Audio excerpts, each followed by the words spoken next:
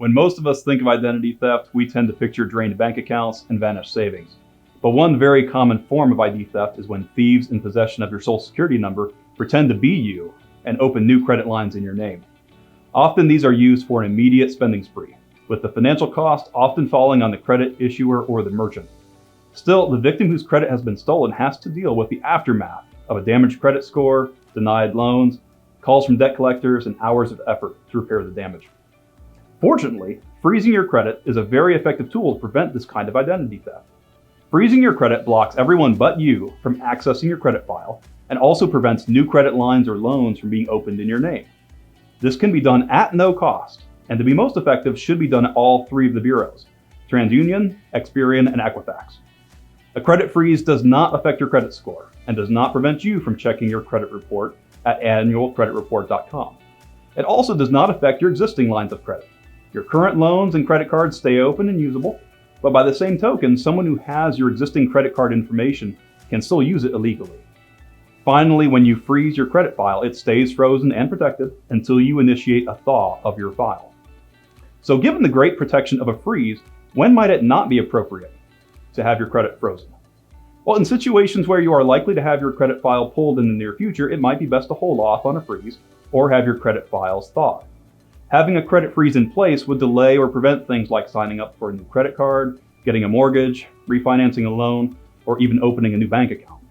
And these days, there are many other situations where an organization might run a soft credit check on you, including renting a property, leasing a car, getting a new job, or having a background check done, or being underwritten for a new insurance policy. In order to freeze your credit, you will need to reach out to each of the three credit bureaus. This can be done online, by phone, or by certified mail. Each of the three will require your name, address, social security number, date of birth to confirm your identity. And you'll also likely be asked some additional security questions based on prior loans or places that you've lived. Additional information for the process at each of the bureaus can be found on their websites. It is important to remember that freezing your credit is something you do as an individual, not as a couple, and that it has to be done at all three of the bureaus to truly be effective. Also, when you freeze a credit file, the bureau should give you a PIN or confirmation number, and this becomes a very important piece of information to hold on to, since you'll need it to quickly thaw your credit file for your own use in the future. Now, you can always thaw your credit files when you anticipate either taking on a new loan or when an organization is likely to need to pull your credit. It is usually best to start the thawing process 24 to 48 hours ahead of time if you can. The thaw can be for a preset period of time or unlimited, and thawing your credit does not prevent you from freezing it again in the future. A thaw can be requested online, by phone, or in writing. Depending on the method that you use, you may be asked for the PIN issued when you froze your file.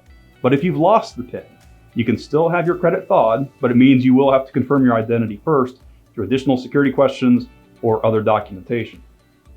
Finally, while we usually think of identity theft as an adult problem, in the case of opening fraudulent lines of credit, children are not immune to the risk. A 2018 study by Javelin Strategy and Research concluded that more than 1 million children in the US were victims of identity theft in 2017 alone. In most cases, parents don't even think of reviewing or protecting a child's credit file because they haven't opened any lines of credit. But at the same time, that is what makes children especially good targets for thieves. No one thinks of guarding a credit file that they don't think exists yet. If stolen, the damage to that child's credit may not be discovered for years, and their ability to obtain credit could be trashed when it is most needed. Fortunately, there is a process for freezing a child's credit file at each of the three bureaus, but it does require more documentation for both the child and the parent, and is currently all done by mail. Exact requirements can be found on each bureau's website and also on Clark Howard's website at clarkhoward.com.